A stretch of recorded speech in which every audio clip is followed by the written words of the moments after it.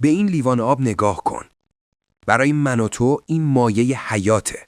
وقتی تشنمونه خوردنش لذت بخشترین کار دنیاست. اما برای این آدم این لیوان آب وحشتناکترین چیز توی این اتاقه. اون تشنه است. لباش ترک خورده. بدنش داره از بیابی میمیره.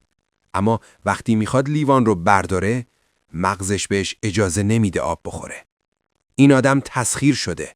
نه توسط جن یا روح، بلکه توسط یه هیولای میکروسکوپی که الان توی مغزش نشسته و فرمان میده. اسم این هیولا هاریه. بیماری که اگه علائمش شروع بشه هیچ دکتری تو جهان نمیتونه نجاتت بده. نرخ مرگ 100%. امروز میخوایم ببینیم این ویروس چطور وارد بدنت میشه و چطور تو رو تبدیل به یه زامبی واقعی میکنه. حالا چی با یه قاز کوچیک شروع میشه، شاید هم حتی نفهمی. یه خفاش وقتی خوابی قازت میگیره یا یه سگ ولگرد دستت رو خراش میده. تو زخمو میشوری و یادت میره. فکر میکنی خوب شدی. اما ویروس هاری مثل بقیه ویروس ها نیست. اون وارد خون نمیشه چون سیستم ایمنی اونجا منتظرشه. اون میره سراغ اعصاب ها. این ویروس باهوشه. اون قایم میشه. اون میتونه 1 هفته، 1 سال یا حتی 8 سال توی بدنت بخوابه و هیچ کاری نکنه. تو زندگی عادیت رو داری، میخندی، کار میکنی، عاشق میشی. در حالی که اون هیولا داره میلیمتر به میلیمتر توی اعصابت میخزه و به سمت اتاق فرمان یعنی مغزت حرکت میکنه. روزی که ویروس به مغزت برسه، بازی تمومه. اولش فکر میکنی سرما خوردی، تب، خستگی، سردرد. اما بعدش یه حس عجیب میاد سراغت. جای اون قاز گرفتگی قدیمی شروع میکنه به گزگز کردن و خارش. انگار زیر پوست چیزی داره تکون میخوره. ویروس الان کنترل مغزت رو به دست گرفته، مخصوصاً قسمتی که مربوط به احساسات و پرخاشگریه، یعنی آمیگدال. تو دیگه خودت نیستی. شروع میکنی به توهم زدن، صداهایی میشنوی که وجود ندارن، سایه‌هایی میبینی که حرکت میکنن. خوابت نمیبره، سیستم عصبی داره آتیش میگیره. و حالا ترسناک ترین علامت هاری، آب هراسی. چرا؟ ویروس برای اینکه پخش بشه باید بیاد توی بزاق دهن. ویروس میخواد تو بقیه رو قاز بگیری تا منتقل بشه. اگه تو آب بخوری، ویروس ها شسته میشن و میرن توی معده و میمیرن.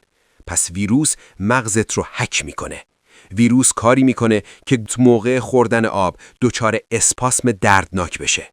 انقدر دردناک که حتی با شنیدن صدای آب یا دیدن لیوان آب بدنت از ترس شروع میکنه به لرزیدن. دهنت پر از کف میشه چون نمیتونی قورت بدی و این دقیقاً همون چیزیه که ویروس میخواد. یه دهان پر از بزاق سمی آماده برای قاز گرفتن. الان بیمار تبدیل به یه حیوان وحشی شده.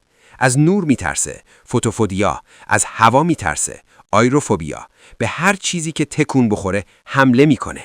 این دقیقاً منشأ افسانه‌های زامبی و خوناشام هاست. انسان‌هایی که نور خورشید اذیتشون میکنه، آب نمیخورن، وحشی میشن و بقیه رو قاز میگیرن. هاری پدر تمام حیوانات تاریخه. و غم‌انگیزترین قسمت، توی لحظات آخر گاهی بیمار برای چند ثانیه به حالت عادی برمیگرده. گریه میکنه و میفهمه چه بلایی سرش اومده و دوباره دیوونه میشه.